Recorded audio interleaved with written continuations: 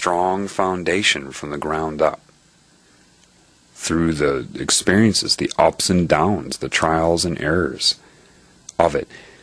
I'm not a simple-minded person. When I tell you that these things are happening, it didn't happen once or twice, and I'm like, oh, this is what it is, and then I come to you with it. No, I've been going through this understanding for over a year. Over a year before I came out with this for you now.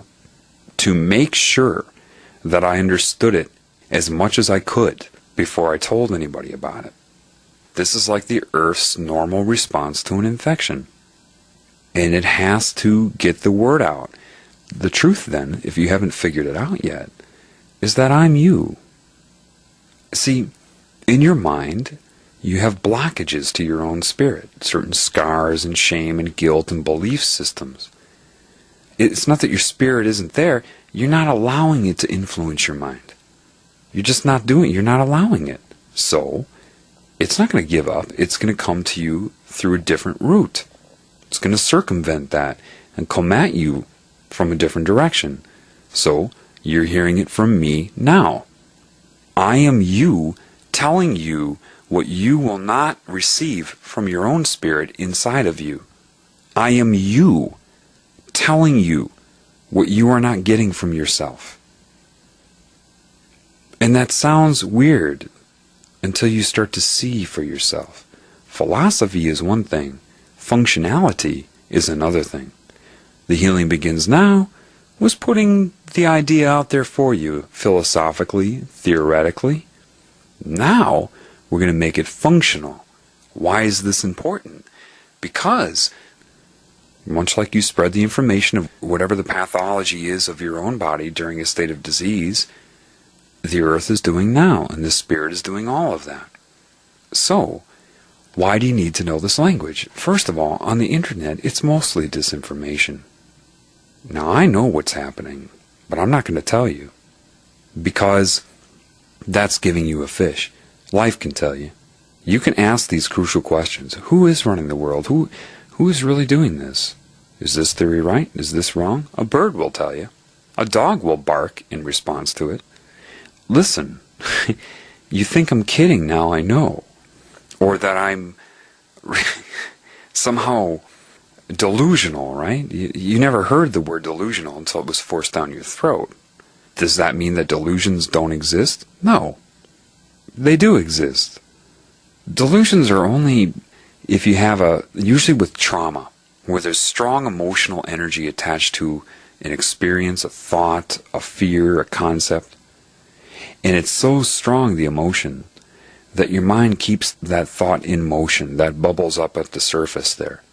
And it's so traumatic to you, or so emotionally activating, that it's always up there. And so as you go throughout your day, day by day, and experience different things, and that thought's there, you start to attach it to those different things.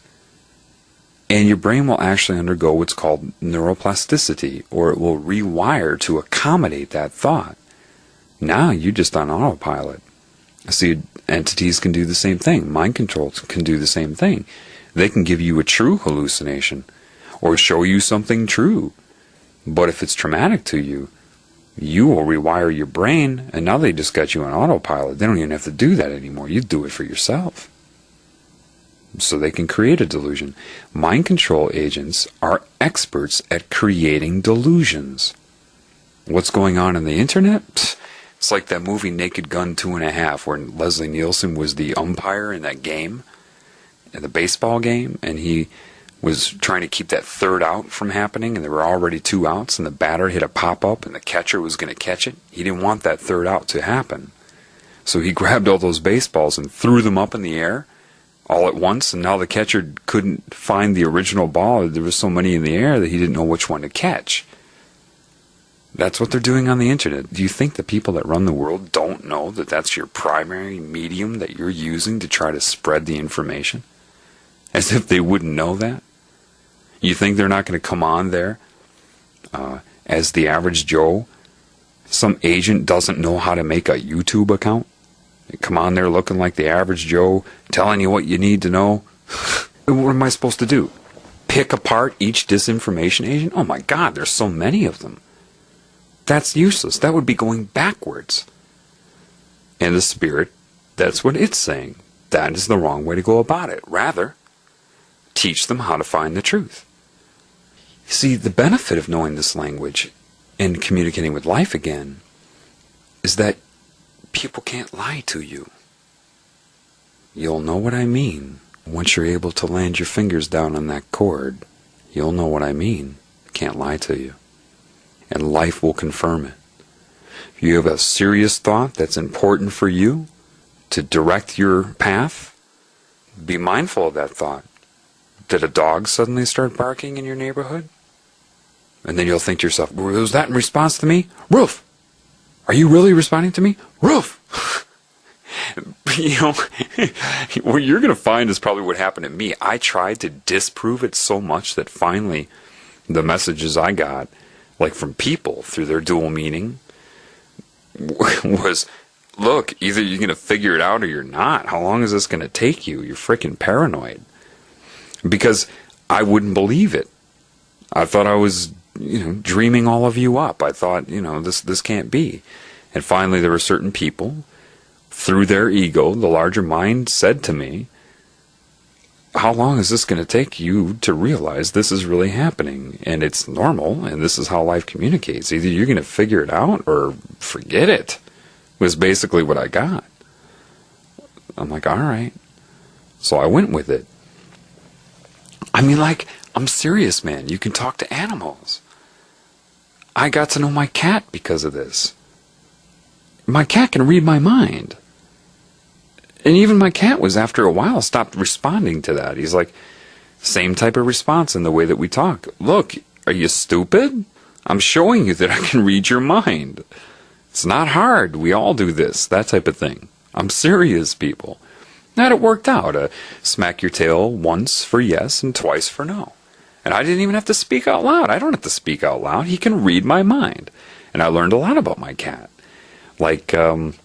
He let me know through yes and no answers. I would kind of, in psychic communication, I would know what questions to ask based upon reading his mind, or sensing how to ask the right question to communicate. You'll know when it happens for you.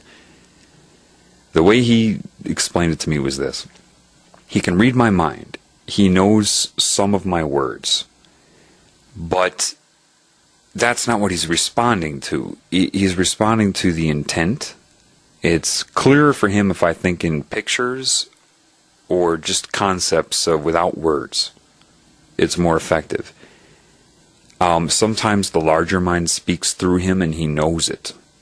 So they're fully aware. They're way more advanced than I am. I mean, animals a lot of them are just really in tune with this, okay? And he said also that his brain is not like mine. He has think of it like an Alzheimer's patient. He doesn't remember, if I say, remember last week when we had this specific conversation about this and this, Cosmo was like, no, I can't. I can't remember those details. I do have memories that are important to me, but details here and there, I'll forget.